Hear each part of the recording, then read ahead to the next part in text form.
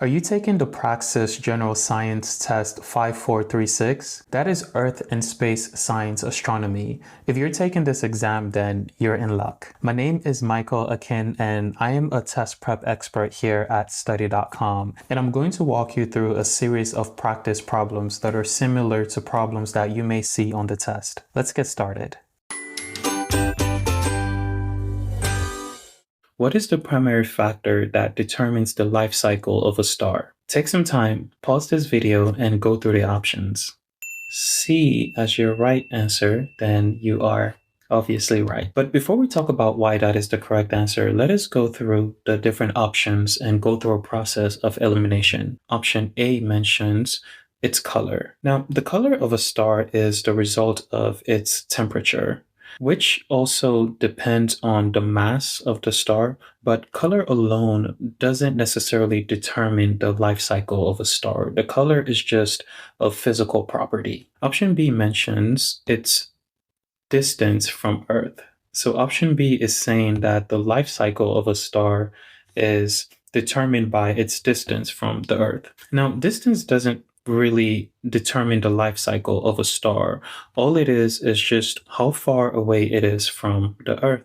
Before we get to option C, let's also take a look at option D and why that is an incorrect answer. Brightness of a star is influenced by its mass, but brightness itself doesn't necessarily dictate the life cycle of a star. What dictates the life cycle of a star is its mass. So the mass determines the life cycle because higher mass stars burn their fuel more quickly, and this results in them eventually exploding into what we refer to as a supernova and possibly becoming a black hole or a neutron star. Smaller stars, which have smaller masses, they burn fuel slower and they live much longer, and they eventually become a white dwarf. What pattern best describes the changes in length of daylight from day to day throughout the year?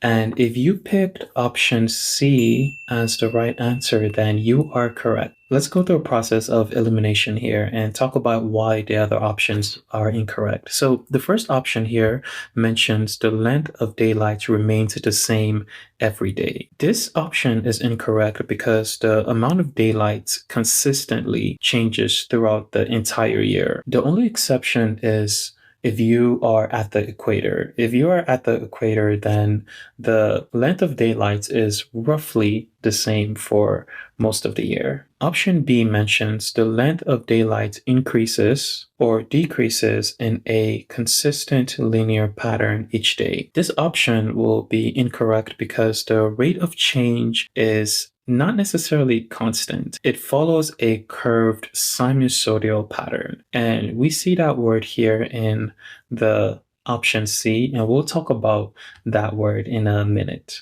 So let's also go into option D, why this answer is incorrect. It mentions the length of daylight is longest in the winter and shortest in the summer. This option is incorrect because the reverse is true. The length of daylight is actually longer during the summer period and shorter during the winter period. And around spring and fall is when, these length of daylight is actually balancing out. But before we get into option C, let's talk about this sinusoidal pattern here. Don't get too caught up in this word. All it means is wave-like, just like this, just like a wave. What waves have to do with this is, all it's saying is, so the length of daylight sometimes has a period in which it is very high and has a period in which it is not that high, where it is quite low. So in those periods, like the winter time where the length of daylight is not as long, that's all this word sinusoidal is referring to,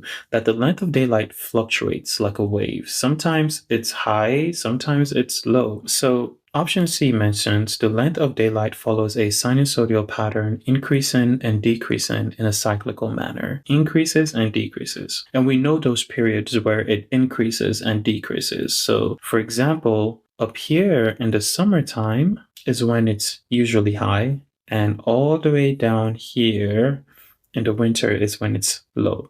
Which of the following is a true statement about the surface features and atmosphere of Mars? I love this question. So if you mentioned option C as your correct answer, then you are obviously correct. So let's eliminate the different options here. Option A mentions it has a thick cloud-filled atmosphere similar to Earth's. So the word cloud is a very big clue here. Mars actually has a very thin atmosphere, which is mostly composed of carbon dioxide. Option B mentions it is characterized by vast bodies of surface water. Now, this option is also incorrect because at some point Mars did have vast bodies of water that was flowing, but this was hundreds of billions of years ago. So that's why this option is incorrect. Option D mentions its surface is dominated by lush green vegetation. Unfortunately, Earth is the only planet that we do know that contains life, so this option is also incorrect. Looking at option C, which is our right answer, option C mentions that it has the largest volcano in the solar system, and this is the name of that volcano, Olympus Mons. And a fun fact about this volcano is that it is 13.6 miles high, and it's roughly around 3 times the height of Mount Everest. Arrange the following units of astronomical distance in order from smallest to largest. And if you picked option C as your answer, then you are correct. Let's go through why this option is correct. But before we do so, let's go through all of these terms. The term parsec, light years, astronomical units. Let's go through them, what they mean, and what they're actually used for. So looking at our answer, option C, which starts with astronomical units. And astronomical units is the average distance from the Earth to the Sun. And this distance is roughly around 93 million miles. This is a unit that we typically use to measure the distance within our solar system. And the next term is light years. And light years is the distance that light travels in 1 year. And this is roughly around 5.88 trillion miles, which is a gigantic distance. That's just how massive our solar system is. And this is a unit that we typically use to measure the distance between solar systems. So from one solar system to another, we can use this measurement to measure that distance.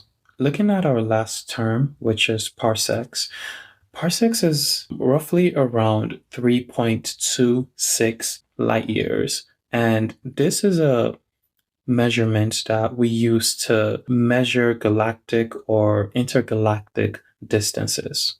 That concludes the end of this video, and I hope you enjoyed it. Let me know down in the comments if you have any questions, and feel free to visit our website, study.com, for more practice questions just like this. Best of luck on your exams, and I am wishing you flying colors.